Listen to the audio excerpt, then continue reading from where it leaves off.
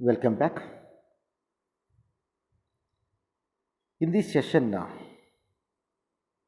I will explain SQL functions, order by, and having class, and SQL constraints. This comes under chapter 5, Relational Database Language. This is called session 32. In SQL functions, there are two types. First one is SQL aggregate functions or multi-row functions. Second one, SQL scalar functions or single row functions. First, let us see SQL aggregate functions or multi-row functions. These functions returns a single value but calculated from values in a column, many values. The available SQL aggregated functions or multi-row functions are first one AVG, AVJ returns average value. Suppose if we take example value 10, 8, 3 is there. 10 plus 8, 18 plus 3, 21. Divided by 3, 7. 7 is the average. If you want to find the average, we can use AVG function. First it will sum up and that will be divided by number of total number of numbers. Second, count. If you want to count the number of rows present in a table, that can be done with the help of count. Suppose you take employee table, there is employee number, name and salary, 1A 5,000, 2B 10,000. When you use count now, it will give 2 because there are only 2 tuples and 2 rows are there. Then the next one is first, returns the first value in the table. Last, returns the last value in the table. Max means what here? Returns the largest value. Here I have taken salary is 5,000, first row, second row is 10,000. Max of that means what you will get 10,000 maximum. If you want to find the maximum salary, if you use mag of that, it gives the 10,000. Next is min. It is returns the smallest value. A min of salary if I take, we will get 5,000.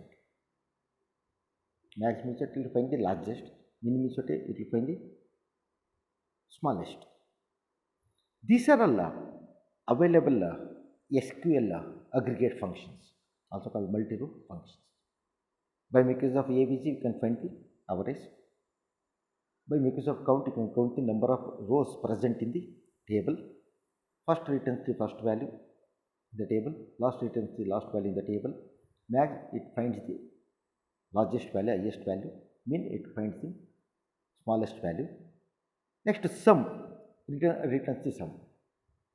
Suppose sum of salary if I take 5,000 plus 10,000, we will get 15,000. These are all available SQL aggregate functions. Next, we pass on to SQL scalar functions or single row functions. This returns single value based on the input value. Available useful scalar functions are UCase, convert uppercase. If you want to convert that into uppercase, you can use UCase. But SQL aggregate functions for the multi-row functions. SQL is scalar function for single row functions. SQL aggregate function apply for entire table, but SQL scalar function apply for only single row.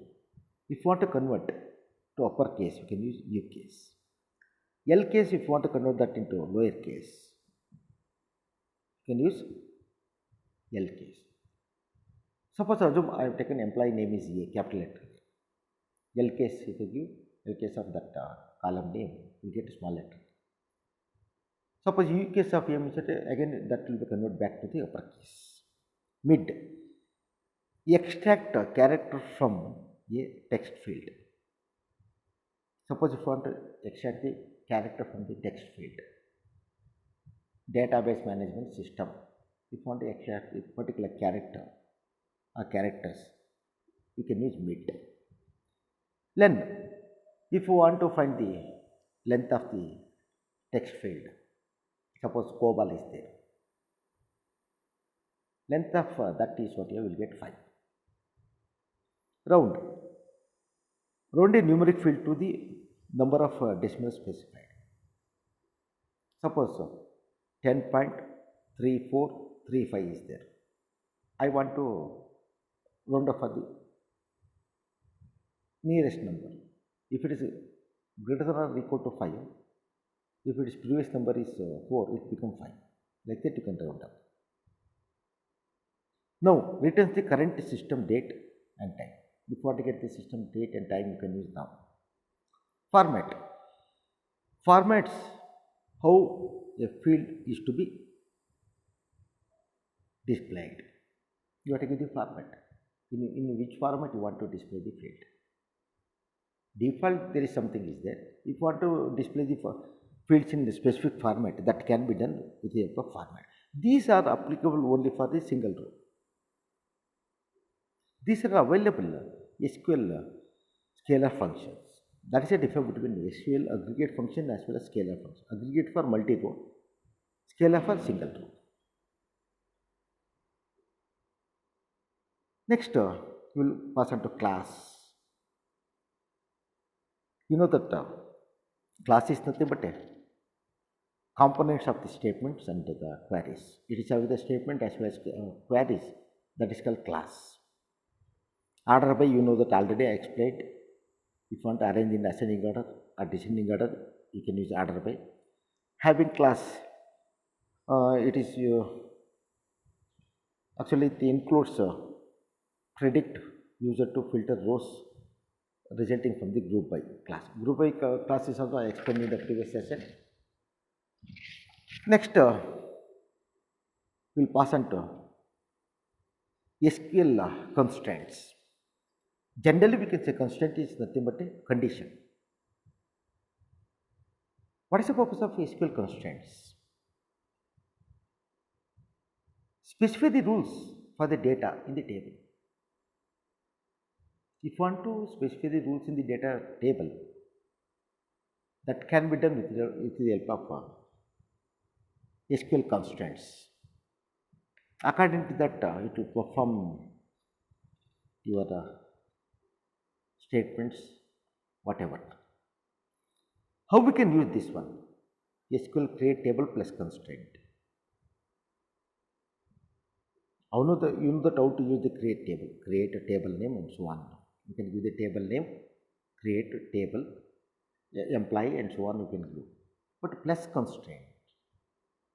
How we can use this? You see the syntax here. Create table plus constraint. Syntax, create table, table name, column name, data type. You can take text, varchar and blob, integer, float, whatever. Constraint name, I will tell you later constraint, what constraint name you have to take. Column name 2, data type, size, constraint name and so on. This is the syntax of creation of table with constraints.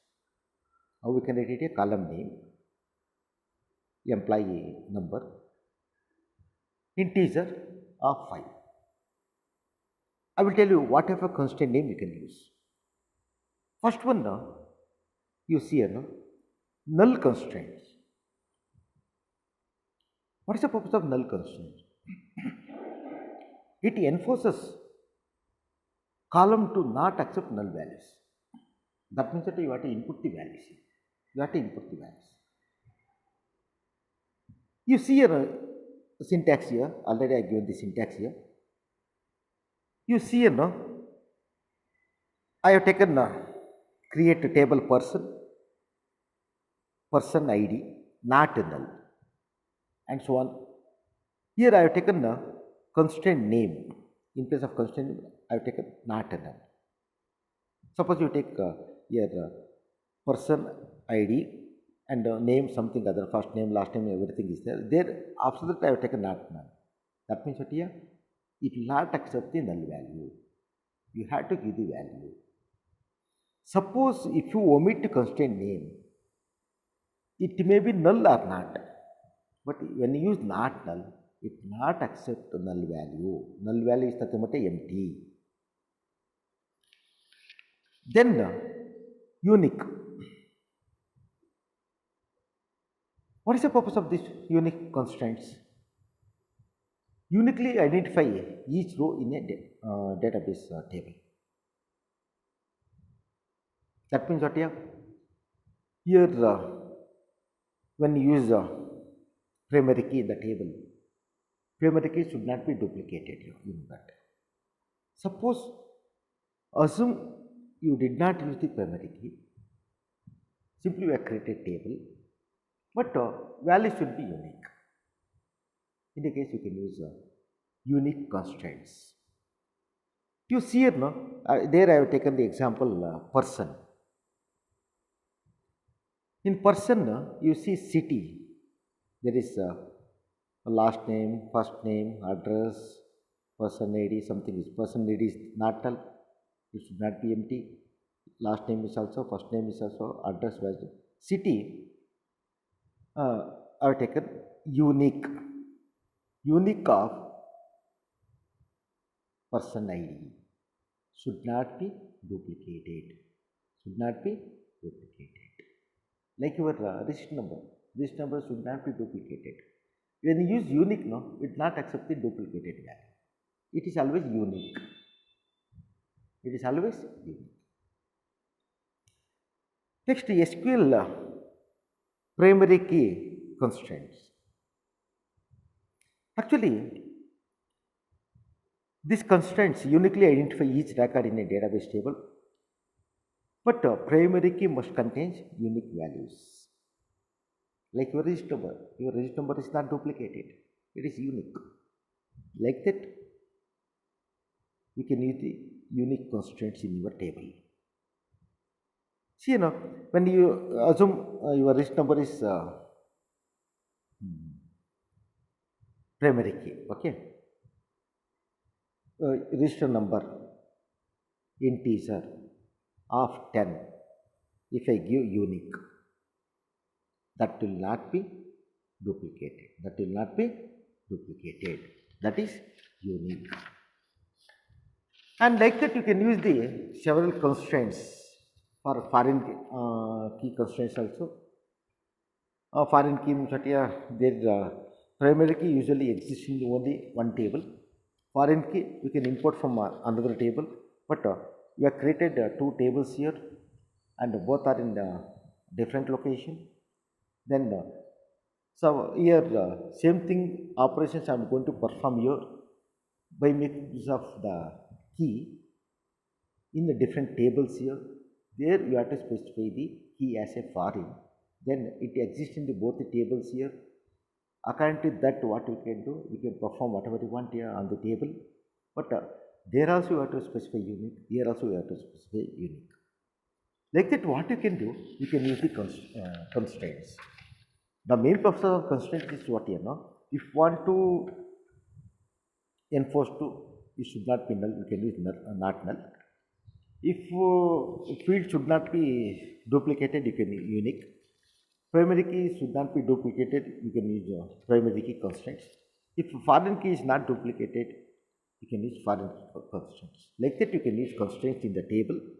When you use the constraints, then It is very good habit, because if you did not use the constraints, sometimes there may be duplicated, sometimes there may be null value will be stored, some other things will be happen.